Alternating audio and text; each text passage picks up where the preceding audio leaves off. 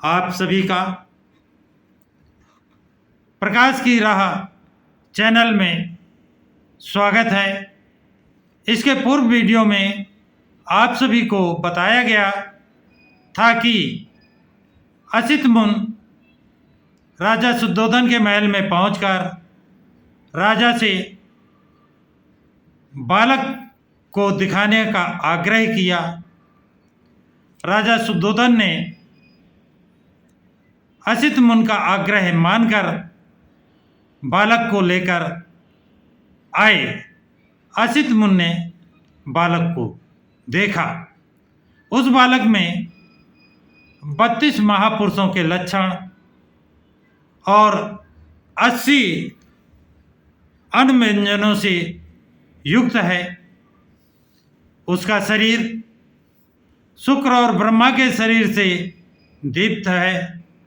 उसका तेजोमंडल उनके तेजोमंडल से लाखों गुणा प्रदीप्त है। उसके मुंह से एक रहस्यमय वाक्य निकला, यह पुरुष अद्भुत पुरुष पैदा हुआ है। इतना कहने के बाद असित मुनि अपने आसन से उठ खड़े हुए, दोनों हाथ जोड़े और बालक के पैरों में गिर पड़े।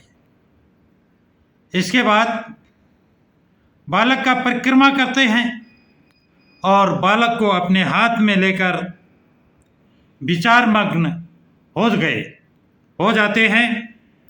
असित मुन को पुरानी भविष्यवाणी याद है कि गौतम की तरह है, जिसके शरीर में 32 महापुरुषों के लक्षण होंगे, वो यदि गृहस्थ रहेगा तो चक्रवर्ती सम्राट बनेगा और ग्रह त्याग करके प्रज्वलित होगा तो सम्यक संबुद्ध बनेगा। असित मुन को यह निश्चित हो गया, ये बालक गृहस्थ नहीं रहेगा। बालक को देखकर असित मुन रो पड़े, आंखों में आंसू आ गए और एक गहरी सांस ली। राजा शुद्धोधन ने असित मुन को इस तरह रोता देखकर, आंसू बहाता देखकर और गहरी सांस लेता देखकर चिंतित हुए। उनके रोंगटे खड़े हो गए कि भविष्य में बालक का कोई अनिष्ट तो नहीं होगा। ये पूछने पर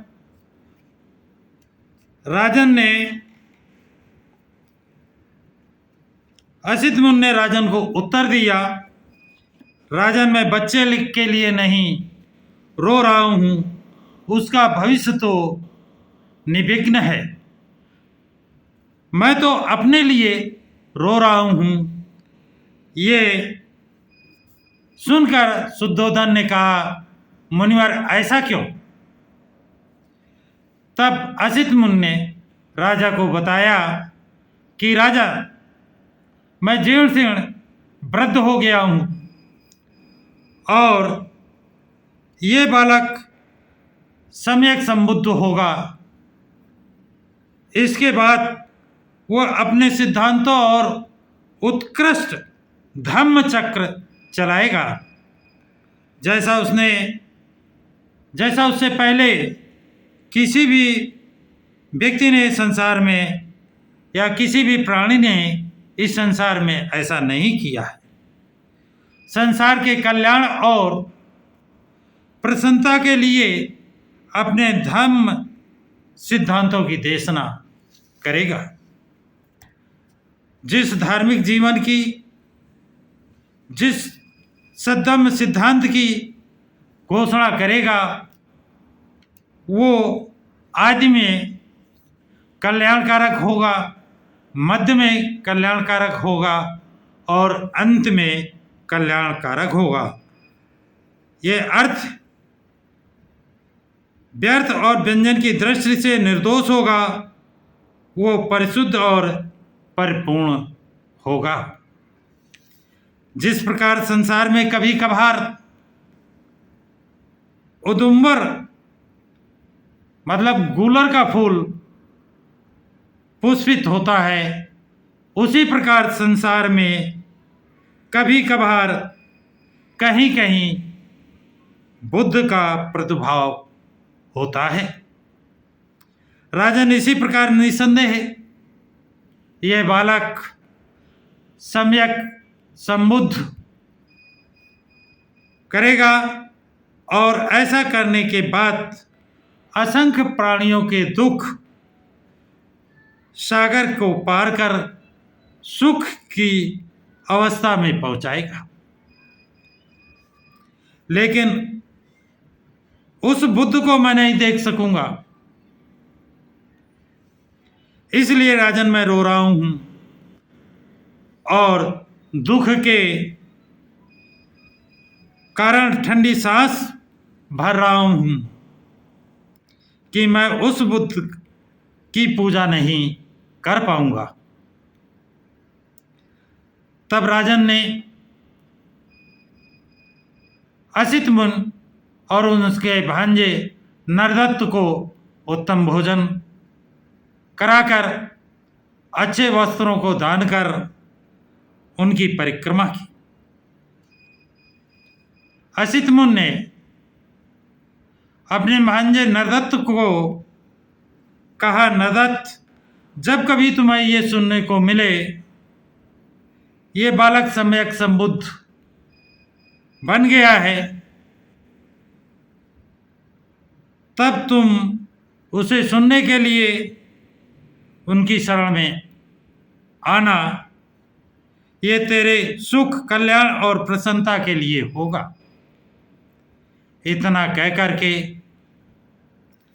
असित मुनि ने राजा से विदा ली और अपने आश्रम की ओर प्रस्थान किया। साथियों, अब अगले वीडियो में इस बालक का 5वें दिन नामकरण और इसके बाद बालक की मां का महापरिनिर्वाण के विषय में बताया जाएगा।